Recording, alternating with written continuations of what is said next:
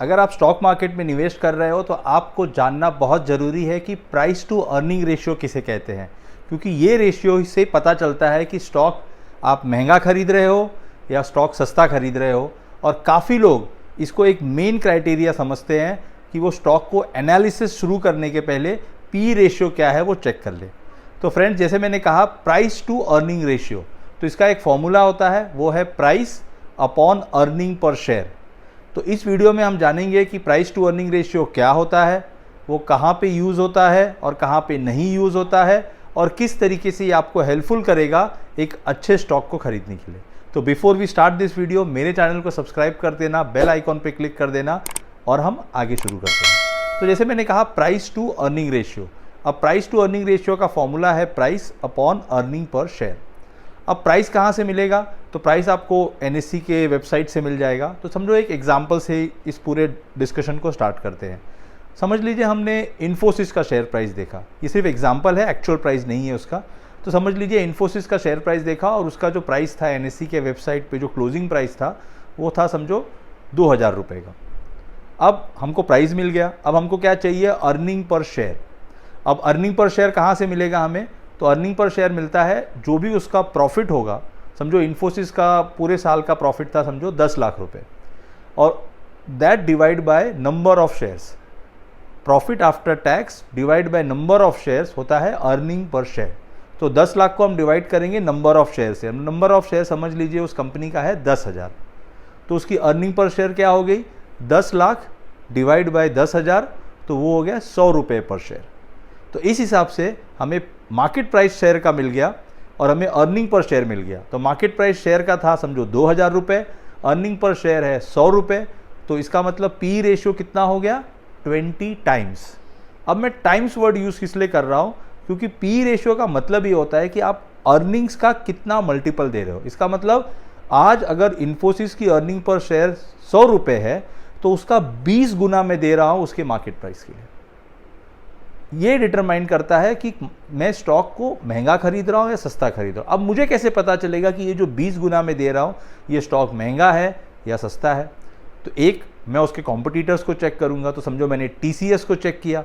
अब टीसीएस का earning P ratio मेरा आ गया समझो 22 का, और फिर मैंने इंडस्ट्री के पी रेशियो को चेक किया। अब इंडस्ट्री का पी रेशियो क्या होता है? जितनी भी आईटी कंपनियां हैं जैसे एचसीएल है, विप्रो है, इन्फोसिस है, टीसीएस है, टेक महिंद्रा है, मैंने सबके मार्केट प्राइस ले लिया और सबका अर्निंग पर शेयर ले लिया, और एक मैंने इंडस्ट्री का पी रेशियो निकाला। और समझो इंडस्ट्री का पी रेशियो आया 15 रुपया पर शेयर या 15 टाइम्स।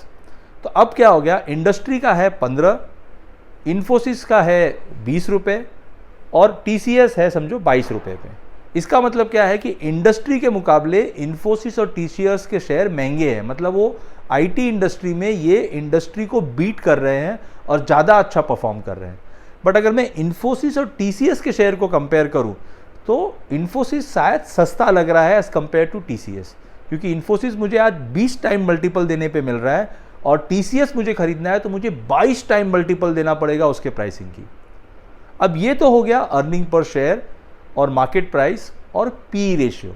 तो इस तरीके से काफ़ी एनालिस्ट क्या करते हैं, जब वो पी रेशियो को देखते हैं, अगर पी रेशियो बहुत ज़्यादा है, समझो इंडस्ट्री से भी बहुत ज़्यादा है या कॉम्पिटिटर से भी बहुत ज़्यादा है, तो लोग कहते हैं कि प्राइस मल्टीपल जो है वो बहुत महंगा है और हमें थोड़ा वेट करना चाहिए अर्निंग्स को कैच करने के लिए। दूसरा होता है कि समझो अगर पी रेशियो बहुत सस्ता है, जैसे हमने कहा इंडस्ट्री 15 का है, और समझो हमने किसी शेयर को देखा, समझो हमने विप्रो के शेयर को देखा और विप्रो का शेयर 12 पी मल्टीपल में मिल रहा है, इसका मतलब वो इंडस्ट्री से भी सस्ता है और अपने कॉम्पिटिटर से भी काफ़ी सस्ता है, इन्फोसिस या टीसीएस से। इसका मतलब उस पर पोटेंशियल है। अब और आगे एनालिसिस करते हैं कि क्या पी रेशियो के ऊपर से ही हमें शेयर खरीदना चाहिए क्या?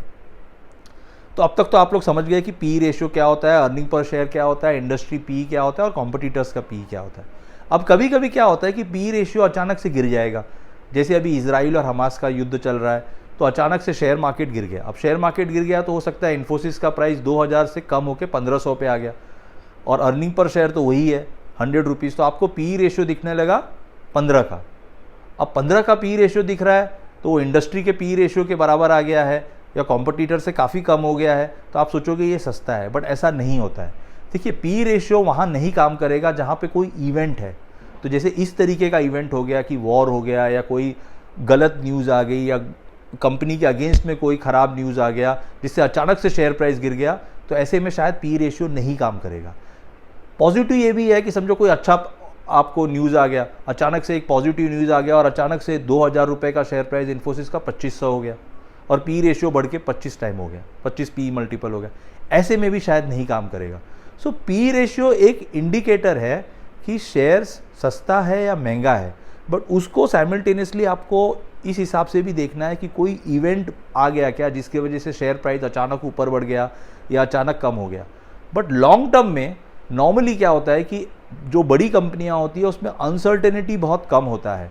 अगर समझो इन्फोसिस का प्राइस अचानक से गिर गया कोई मैक्रो इवेंट की वजह से, तो टीसीएस का भी शायद गिर जाएगा, या इन्फोसिस का प्राइस बढ़ गया किसी ग्लोबल मैक्रो इवेंट से, तो टीसीएस, विप्रो, एचसीएल का भी बढ़ जाएगा। तो इंडस्ट्री पी रेशियो जो होता है वो नॉर्मली मोर और लेस स्टेबल होता है।